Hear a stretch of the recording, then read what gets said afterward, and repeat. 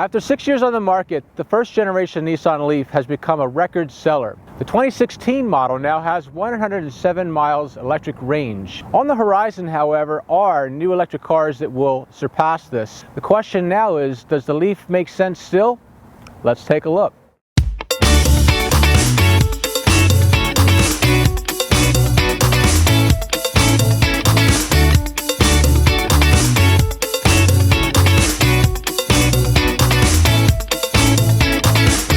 The Leaf is the original battery electric car by a major manufacturer. Launched in December of 2010 as a 2011 model year, the first car had 73 miles EPA rated range. It's gone through 2 refreshes, one in 2013 and one again for 2016, which is what you're looking at. Originally, the vehicle had a 24 kilowatt hour battery, and that battery has been kept along through to this year in the base model. But new for the 2016 model year is a 30 kilowatt hour battery in the 2 higher trims.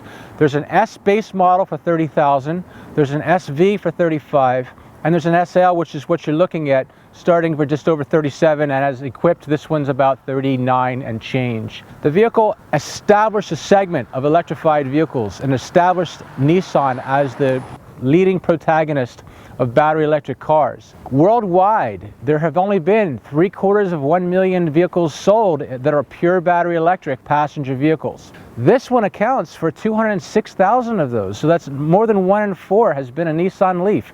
In the US alone, it's sold 91,000, and it is the leading cumulative best-selling electric car sold. That said, reviewing the car is a little different than reviewing, say, a Honda Civic or some other ordinary mainstream gas car that has gone through several evolutions and successions.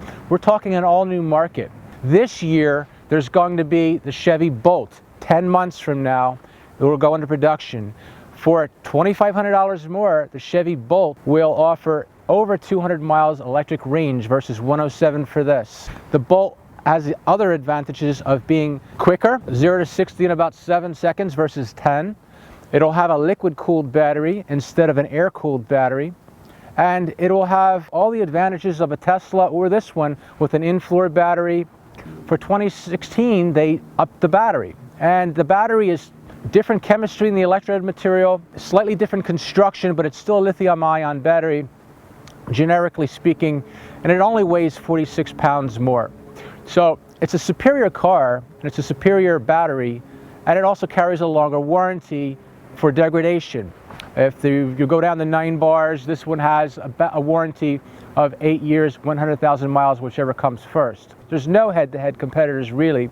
The closest competitors you might consider might be a Kia Soul EV with 27 kilowatt hours. There's also the purpose-made BMW i3 in the low 40s. Excellent car, lower range. There's also, if you can get it, the Mercedes-Benz B-Class electric. The vehicle is very familiar. It pretty much has not changed significantly. The big news, however, is with the battery option. If you're getting an S, then the S model has no difference. It's really the SV and the SL that are the news. Okay, with the new 30 kilowatt hour battery, the MPGe, miles per gallon equivalent, went down just slightly to 112 combined. That's the EPA's number, equating close to efficiency to comparable to gasoline. That's down from 114 with the 24 kilowatt hour battery. So it dropped 2 from 114 to 112. There's also a city figure of 124 MPGe, and highway is 101. So you can see it's really much more efficient in the city than it is on the highway, where more energy is taken.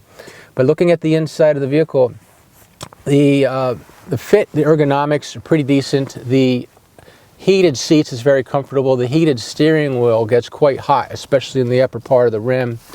The horn's a little bit funny, where if you press the cruise control too hard, you get the horn. Quality of materials and switch gear, decent.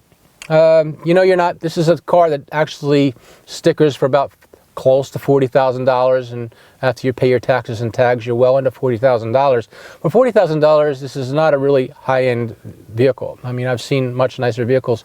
Got some hard touch materials and some soft touch on the doors and the armrest. But it's a very cozy car and does what you need to do.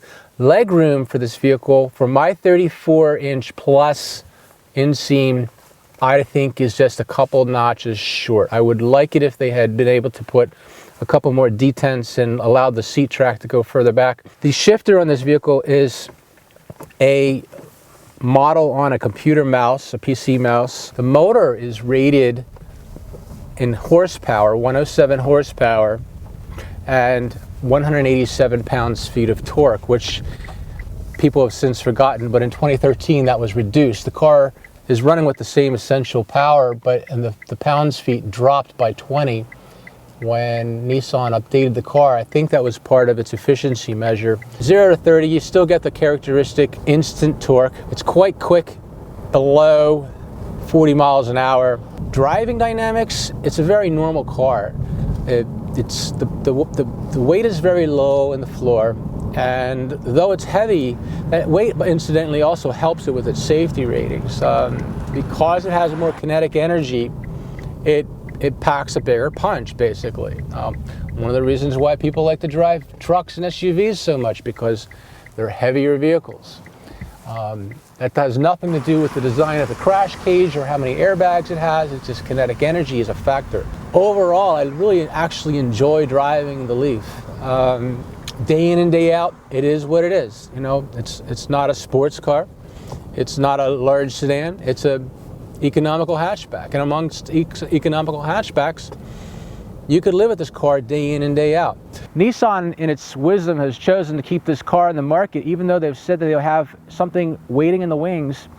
Unknown is when there will be a replacement. They have a 250-mile range mule with this own car, with a larger battery, presumably a 60 kilowatt-hour battery, is running around giving 200 to 250 miles real range, and Nissan has said that they will bring that to market. If you need a car right now, you can't wait for the Chevy Volt, and you don't want to wait for the Tesla Model 3, which is also pending. This vehicle could make a lot of sense to just lease. Nissan officially has 2-year and 3-year leases, which are very cost-effective.